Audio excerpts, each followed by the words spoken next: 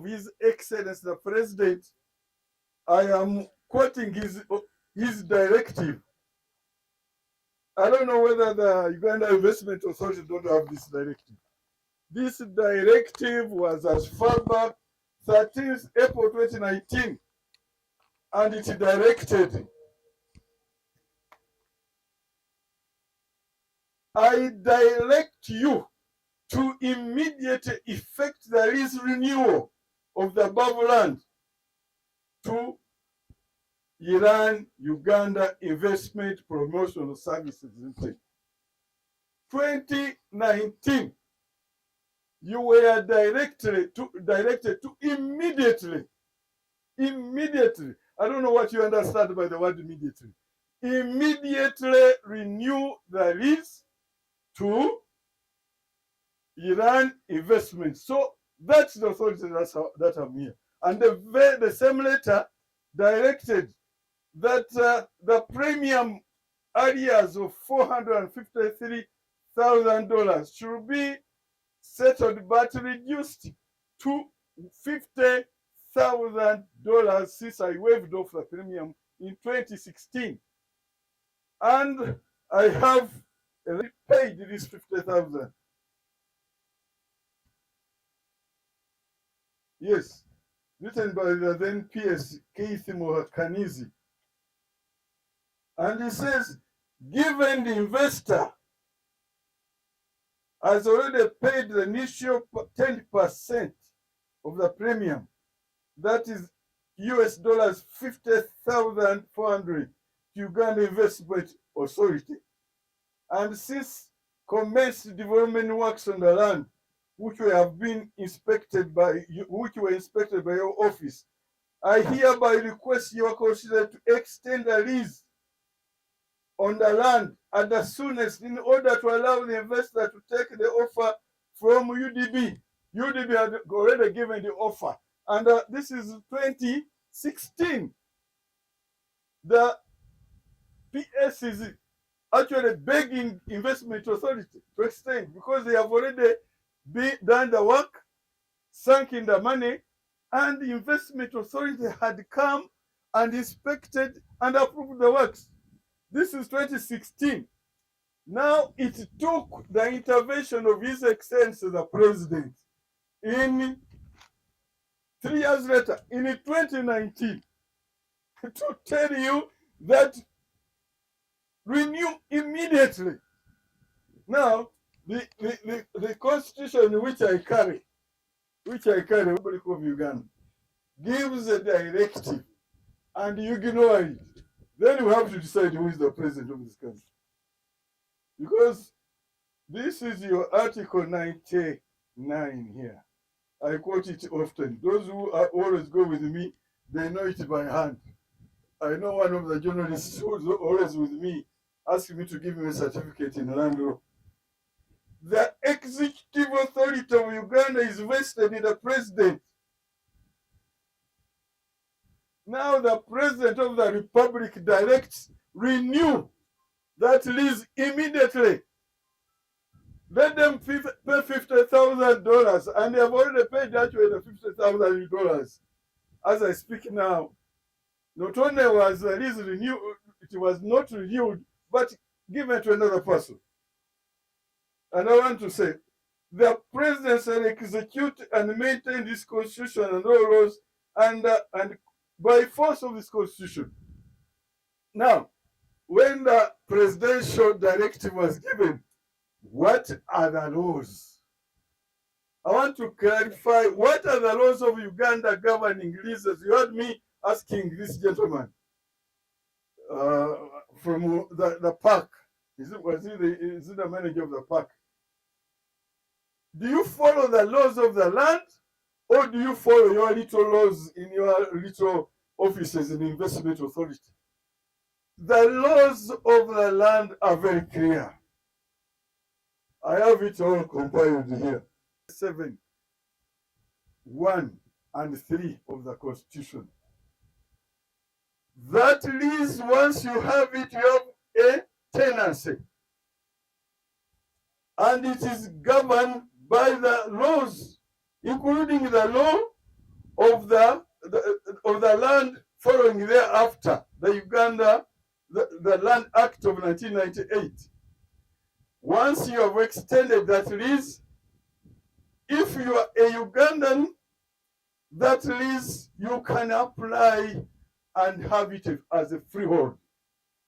So anything which bothers, disturbs that tenancy is a constitutional violation of the right of the one who is handling that lease. But it doesn't stop there. This thing I'm holding here is governing the lease handling in this country. What happens if a lease extended? I don't know why you people had to go to court. Go to court? I don't know. Uganda Investment Authority.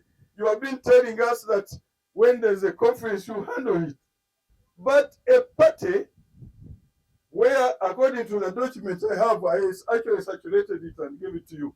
By the way, I was supposed to be here last week, but I was advised by the RDC of Wakiso that the place is heavily guarded by some security guards, and it was impossible at that point in time. It was insecure for me to come, and that's why I requested the State House Anti-Corruption Unit to come and investigate how a place in Uganda, one small place in Uganda, can be deployed with private security guards, heavily armed, and the Minister of Government cannot even visit.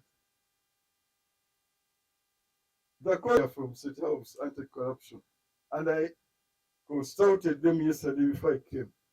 But I think the information had not gone to Mr. Kagoro, because up to yesterday was telling me that it was not secure for me to come. But I think he got other information. But I think he had again to intervene, as he has indicated. Such a thing should have a mere leasehold, clearly governed by the laws of Uganda. And you have to go to court, you have to go to security. She, on behalf of the second investor, is it Gesa, whatever, said that they had problems starting work because of security and other interferences. The first investor had problems because, again, citing the same reasons. An investor who has come in this country at the invitation, because every now and again, President Museveni goes outside the country, persuading investors to come and putting them in the hands of Uganda Investment Authority to facilitate them. But then they are doing the opposite. From the dossier, let me guide you through the dossier, which 8. You can imagine what kind of investment will be here now. If in 1998, when these investors came here, they had been allowed to do the work. 1998, they got this certificate, approval of environmental impact assessment. 1998, how many years ago?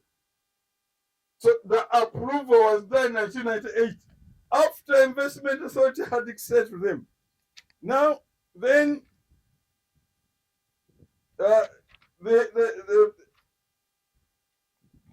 now the Muhakanizi pleads in 2016 that you people, these investors have been extended a facility, a loan facility by Uganda Development Bank. The condition is to extend that lease. 2016. This new company was given this in 2022. But 2016, already the Uganda Investment Authority was actively stopping another investor who had been here before from commencing. Then I will only appreciate the Honorable Minister my boss, though he said I'm his boss, but here he's my boss because I come to witness what is happening around. As the presidential assistant, I need to know what is happening. So I always move with him to witness what happens because land grabbing has been a problem. So, Honorable Minister, allow me, give you back this microphone so that you're able to talk to these people because I don't have a lot of things to say today. Usually I have a chance to talk when I find, police and a lot of things that happens around. Already the RDC has directed the security people to be dispersed. And of course, I thank you for that because we cannot allow that. We have, witnessed a lot of impunity in land grabbing and we are not ready to see all these things happen, yet we are appointed to work. So I am here to witness today and I will be able to tell after my boss speaks to know what is the decision that will be made. So I want to assure you, the both parties that we are here today fighting for the land, that there will be justice that will be prevailed. Thank you so much.